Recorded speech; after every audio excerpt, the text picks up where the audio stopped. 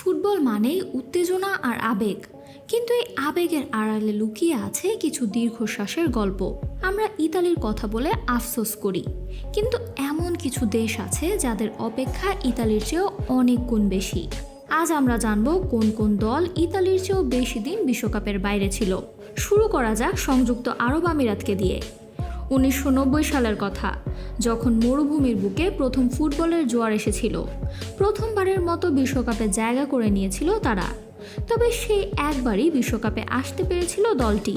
এরপর কেটে গেছে দীর্ঘ 36 বছর। এরপর থেকে আর বাছাই পর্ব উতরাতে পারেনি দলটি। এরপর যদি হাঙ্গেরির দিকে তাকাই তবে অবাক হতে হয়। দুবার রানার্স আপ আর 3বার কোয়ার্টার ফাইনালিস্ট হওয়ার কৃতিত্ব আছে হাঙ্গেরির। কিন্তু সেই হাঙ্গেরি আজ 40 বছর ধরে বিশ্বমঞ্চ থেকে নির্বাসিত। 1986 সালের আসরের পর এখন পর্যন্ত আর টুর্নামেন্টে ফিরতে পারেনি 9বার বিশ্বকাপ খেলা এ দলটি। একই করুণ সুর শোনা যায় এল সালভাদর ও কুয়েতের ক্ষেত্রেও। মধ্য আমেরিকার লড়াকু দেশ এল সালভাদর 1982 সালের পর আর বিশ্বকাপে ফিরতে পারেনি। কুয়েতও ঠিক একই বছর অর্থাৎ 1982 সালেই তাদের প্রথম ও শেষ বিশ্বকাপ খেলেছিল। সেই গ্রুপ পর্বের বিদায়ের পর টানা 44 বছর ধরে কেবল দর্শক সারিতে রয়েছে দল দুটি। তবে অপেক্ষার পাল্লাটা আরও ভারী ইসরায়েলের জন্য। 1970 সালে বিশ্বকাপে ইসরায়েল খেলেছিল। এরপর কেটে গেছে 56 বছর।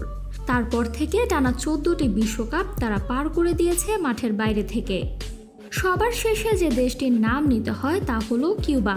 1938 সালে কিউবা কেবল বিশ্বকাপ খেলেইনি, বরং তারা পৌঁছে গিয়েছিল কোয়ার্টার ফাইনালে। কিন্তু এরপর দীর্ঘ 88 বছর পেরিয়ে গেলেও আর বিশ্বকাপে জায়গা করতে পারেনি ক্যারিবীয় অঞ্চলের এ দেশটি। ফুটবল আসলে এমনই, কেউ জিতে ইতিহাস লেখে আর কেউ যুগের পর যুগ অপেক্ষা করে শুধু একবার বিশ্বমঞ্চে আবার ঘুরে দাঁড়ানোর জন্য। এই অপেক্ষার শেষ কোথায় তা হয়তো সময়ই বলে দেবে। Samantha, beyond border sports. আরও আপডেট পেতে সাবস্ক্রাইব করুন আমাদের ইউটিউব চ্যানেল এবং ক্লিক করুন বেল আইকন। ফলো করুন টিকটক ও ফেসবুক পেজে।